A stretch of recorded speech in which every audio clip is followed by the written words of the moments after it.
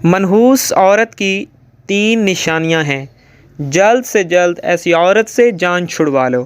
حضرت علی رضی اللہ تعالیٰ عنہ سے ایک شخص نے منحوس عورت کی نشانیوں کے بارے میں سوال کیا تو آپ رضی اللہ تعالیٰ عنہ نے کیا فرمایا، تو جاننے کے لیے اس ویڈیو کو آخر تک لازمی دیکھیے گا۔ بسم اللہ الرحمن الرحیم۔ محترم ناظرین، حضرت علی رضی اللہ تعالیٰ عنہ نے ارشاد فرمایا کہ منحوس عورت کے اندر یہ 3 نشانیاں ضرور ہوتی ہیں۔ اگر یہ 3 نشانیاں واضح نظر آنے لگ جائیں تو جلد سے جلد ایسی عورت سے جان چھڑوا لو۔ ناظرین، انسانی معاشرہ مرد اور عورت کے وجود سے تشکیل پاتا ہے۔ کسی بھی معاشرے کی ترقی اور فلاح صرف حضرات پر ہی منحصر نہیں ہوتی، بلکہ عورت بھی بحیثیت ایک فرد نہایت اہم کردار ادا کر دیتی ہے۔ یوں تو آج دنیا کی کوئی قوم اور کوئی مذہبی عورتوں کے مقام و حیثیت اور ان کے سماجی کردار کی اہمیت سے انکار نہیں کر سکتا، تاہم اسلام نے جس طرح سے عورت کے مقام و مرتبہ کو انسانی معاشرے میں بلند کیا ہے اور عورت کے ہمہ جہت کردار کو مذہبی، اخلاقی اور معاشرتی اور سماجی ہر اعتبار سے اہمیت سے امکنار کیا ہے، اس کی کوئی بھی مثال کسی بھی معاشرے میں دکھائی نہیں دیتی۔ اب یہ بات بھی اٹل حقیقت ہے کہ اسلام سے پہلے عورت نہایت ہی مظلوم اور معاشرتی اور سماجی اعتبار ایک ایسی زندگی گزارنے پر مجبور تھی جس میں عورت کی کوئی عزت اور اس کا کوئی احترام نہ تھا۔ عورت کے وجود کو قابل ذلت سمجھا جاتا تھا اور اسے تمام برائیوں کا سرچشمہ جانا جاتا تھا۔ اس کے بعد اسلام کی آمد عورت کے لیے غلامی، ذلت اور ظلم و استحصال کے بندھنوں سے آزادی کا پیغام تھی۔ اسلام نے ان رسوم کا قلعہ کر دیا جو عورت کے انسانی وقار کے منافی تھی اور عورت کو وہ حقوق عطا کیے جس سے وہ معاشرے میں اس عزت و تکریم کی مستحق قرار پائی جس کے مستحق مرد ہیں۔ یہاں ہم اسلام کے قائم کردہ معاشرے میں عورت کی تکریم و منزلت کا جائزہ پیش کرتے ہیں۔ اللہ تعالیٰ نے تخلیق کے درجے میں عورت کو مرد ایک کے ساتھ ایک ہی مرتبہ میں رکھا ہے، اسی طرح انسانیت کی تکوین میں عورت مرد کے ساتھ ایک ہی مرتبہ میں ہے۔ ارشاد باری تعالیٰ ہے، اے لوگو اپنے رب سے ڈرو جس نے تمہیں ایک سے پیدا فرمایا، پھر اسی سے اس کا جوڑ پیدا فرمایا، پھر ان دونوں میں بکثرت مردوں اور عورتوں کی تخلیق کو پھیلا دیا۔ تو محترم ناظرین، اسلامی تعلیمات کے لحاظ سے عورتوں کا تو پہلا روپ ہی اس دنیا میں رحمت ہے۔ بیٹی بن کر پورے خاندان کے دلوں پر راج کرتی ہے، بہن بن کر بھائی کی سچی اور مخلص دوست اور ماں کا بازو بن جاتی ہے، اور جب بیوی بنتی ہے تو ہمیشہ ساتھ نبھانے والی اور ہر دکھ اور ہر سکھ کا ساتھی بن جاتی ہے۔ اللہ تعالیٰ اس کے رتبے کو اتنا بلند کر دیتا ہے کہ جنت کو اٹھا کر اس کے قدموں میں رکھ دیتا ہے۔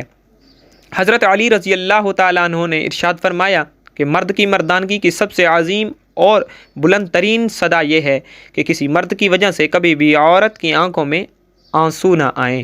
ناظرین، جان لیجئے کہ کسی بھی معاشرے میں عورت کا فطری مقام اس کا گھر ہے جہاں وہ اپنی چھوٹی سی ریاست کی ملکہ ہے۔ اسلام نے عورت کو وہ مقام اور وہ مرتبہ عطا کر دیا ہے جو کسی دوسرے مذہب نے عورت کو عطا نہیں کیا۔ اسلام نے مرد کو عورت کا محافظ قرار دیا ہے اور یہ ہمارا مذہب اسلام ہی ہے جس نے خاندانی رشتوں کی پہچان کرائی ہے۔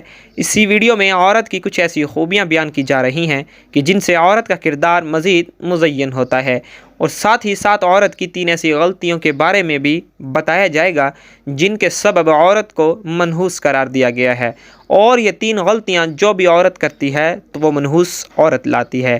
اس حوالے سے حضرت علی رضی اللہ تعالیٰ عنہ کا قول بھی آپ کو بتائیں گے کہ آپ رضی اللہ تعالیٰ عنہ نے اس بارے میں کیا ارشاد فرمایا ہے۔ ناظرین، تمام خواتین کو یہ بات ہمیشہ یاد رکھنی چاہیے کہ جب بھی عورتوں کی نیک خوبیوں کی بات ہوگی تو شوہر کی فرما برداری سہر فہرست ہوگی۔ قرآن پاک میں اللہ تبارک و تعالی ارشاد فرماتا ہے کہ عورتیں وہ ہیں جو فرما بردار ہیں اور خامد کی غیر موجودگی میں اپنے مال و آبرو کی حفاظت کرنے والی ہیں۔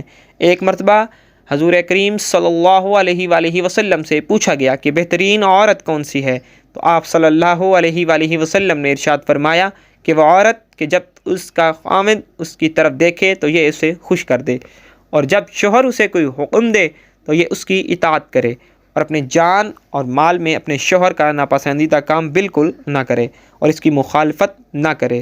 عورت کی محبت اور اس کی اطاعت میں سب سے زیادہ حقدار اس کا شوہر ہے۔ اس کا اندازہ اس بات سے بخوبی لگایا جا سکتا ہے کہ نماز، عبادت کے نہایت اعلیٰ قسم ہے اور سجدہ اس کی چوٹی ہے، لیکن اسلام نے شوہر کا کام و مرتبہ واضح کرنے کے لیے اتنی اونچی مثال بیان کی ہے کہ سیدنا ابو ہریرہ رضی اللہ تعالیٰ عنہ سے روایت ہے کہ نبی کریم صلی اللہ علیہ وآلہ وسلم نے فرمایا کہ اگر میں اللہ تبارک و تعالیٰ کے سوا کسی اور کو سجدہ کرنے کا حکم دیتا تو بیوی کو اپنے شوہر کو سجدہ کرنے کا حکم دیتا۔ پھر آپ صلی اللہ علیہ وآلہ وسلم نے ارشاد فرمایا کہ اس ذات کی قسم جس کے قبضے میں محمد صلی اللہ علیہ وآلہ وسلم کی جان ہے، عورت اپنے رب کا حق ادا نہیں کر سکتی جب تک وہ اپنے شوہر کا پورا حق ادا نہ کرے، حتیٰ کہ اگر اس کا شوہر اسے بلائے اور وہ سواری پر ہو تب بھی اپنے آپ کو نہ روکے۔ حدیث مبارکہ میں ہے کہ جس شوہر کو اپنی بیوی سے تکلیف پہنچی ہے تو جنت کی حوریں اس کے لیے بد دعا دیتی ہیں۔ نیک عورت کی ایک خوبی ستر و حجاب کی مکمل پابندی کرنا بھی ہے۔ مسلمان عورت کے لیے پردہ کرنا اسلام کی خصوصیات اور اس کے محاسن میں سے ایک ہے۔ پردے میں مسلمان عورت کی عزت اور ناموس کی حفاظت ہے۔ پردہ ایک رحمت ہے۔ اسلام نے عورت کو انتہائی پیش و قیمتی متاع قرار دیا ہے، اس لیے اس کی حفاظت کا انتظام بھی کیا ہے۔ زمانہ جاہلیت میں پردے کا کوئی رواج نہیں تھا اور یہ صرف اور صرف ایک اسلامی حکم ہے، یعنی اسلام نے پردے کا حکم نافذ کیا ہے۔ خواتین یہ بات بھی جان لیں کہ ان کے لیے اپنے شوہر کی اطاعت کتنی اہم ہے۔ قرآن و حدیث میں اس کی تاکید اس طرح سے آئی ہے کہ جو کام بھی کرو اس میں اپنے شوہر کی اجازت حاصل کرو۔ اس سلسلے میں چند احادیث یہاں پیش کی جا رہی ہیں۔ نبی کریم صلی اللہ علیہ وآلہ وسلم نے ارشاد فرمایا کہ کوئی عورت اپنے شوہر کی موجودگی میں اس کی اجازت کے بغیر نفلی روزہ نہ رکھے۔ اس کے علاوہ بھی چند نیک خوبیوں کا ذکر کریں گے، لیکن پہلے آپ کو حضرت علی رضی اللہ تعالیٰ عنہ کے فرمان کے مطابق بتاتے ہیں کہ بدبخت اور منحوس عورت کی 3 نشانیاں کون کون سی ہیں۔ کہا جاتا ہے کہ ایک مرتبہ ایک شخص حضرت علی رضی اللہ تعالیٰ عنہ کے پاس آیا اور عرض کرنے لگا کہ یا علی رضی اللہ تعالیٰ عنہ، وہ کون سی عورت ہے جو گھر کے لیے منحوس ہوتی ہے؟ تو آپ رضی اللہ تعالیٰ عنہ نے فرمایا، اے اللہ کے بندے، اللہ تبارک و تعالیٰ نے کسی بھی انسان کو منحوس پیدا نہیں فرمایا، مگر افسوس کہ یہ انسان کے اعمال ہی ہوتے ہیں جو انسان کی زندگی کو پریشانیوں میں دھکیل دیتے ہیں۔ تو یہ شخص حضرت علی رضی اللہ تعالیٰ عنہ سے پوچھنے لگا کہ یا علی رضی اللہ تعالیٰ عنہ، وہ کون سا کام ہے؟ تو حضرت علی رضی اللہ تعالیٰ عنہ نے ارشاد فرمایا کہ گھر کے لیے وہ عورت پریشانی کا سبب بنتی ہے جس کی رگ رگ میں یہ 3 عیب پائے جاتے ہیں۔ پہلا یہ کہ وہ اپنے گھر والوں کی غیبت کرتی ہو اور ادھر کی بات ادھر پہنچاتی ہو، جب دوسرا یہ کہ وہ بار بار جھوٹ بولتی ہو۔ تیسرا عیب جو کسی عورت کو منحوس بنا دیتا ہے، نبی کریم صلی اللہ علیہ وآلہ وسلم کے فرمان کے مطابق جو عورت اپنے شوہر کو بلانے پر اس کے پاس نہ جاتی ہو تو فرشتے آسمان پر ایسی عورت پر ملامت کرتے ہیں اور ایسی عورت گھر کے امن، چین اور سکون کے لیے منحوس ثابت ہوتی ہے۔ محترم ناظرین، جان لیجئے کہ یہ 3 عادتیں ہیں کہ جو کسی بھی عورت میں ہوں گی تو وہ اپنے ساتھ ساتھ اپنے گھر والوں کو بھی برباد کر دیتی ہے، اس کے گھر کی خوشحالی اور سکون کو بھی برباد کر دیتی ہے۔ یہ 3 کام یعنی غیبت کرنا، شوہر کی بات نہ ماننا اور جھوٹ بولنا، یہ 3 کام کسی بھی عورت کو ہرگز نہیں کرنے چاہیے، جبکہ ان 3 کاموں میں سے 2 کام ایسے ہیں کہ جو کہ عورتوں کے ساتھ ساتھ مردوں کو بھی نہیں کرنے چاہیے، یعنی غیبت کرنا اور جھوٹ بولنا، کیونکہ یہ بہت بڑا گناہ ہے۔ عورت کے لیے بھی یہ حکم ہے کہ وہ اپنے شوہر کی اجازت کے بغیر کسی کو بھی اپنے گھر میں داخل نہ ہونے دے، جیسا کہ نبی کریم صلی اللہ علیہ وآلہ وسلم کا ارشاد ہے کہ جب بھی کوئی مرد کسی اجنبی عورت کے ساتھ خلوت میں ہوتا ہے تو تیسرا ان کے ساتھ جو ہوتا ہے وہ شیطان ہوتا ہے۔ اس لیے عورت کو چاہیے وہ کسی مرد کو اجازت نہ دے کہ وہ اس کے شوہر کی غیر موجودگی میں گھر کے اندر داخل ہو، اور اس طرح سے ایک مسلمان مرد کو بھی چاہیے کہ کسی اجنبی اور غیر محرم عورت کے پاس اس کے شوہر کی غیر موجودگی میں نہ جائے، جیسا کہ نبی کریم صلی اللہ علیہ وآلہ وسلم کا ارشاد ہے، کوئی مرد کسی غیر محرم عورت کے ساتھ بغیر محرم کے تنہائی میں نہ ہو۔ اس طرح عورت کے لیے بھی ضروری ہے کہ وہ شوہر کی اجازت کے بغیر کسی غیر محرم سے بات نہ کرے۔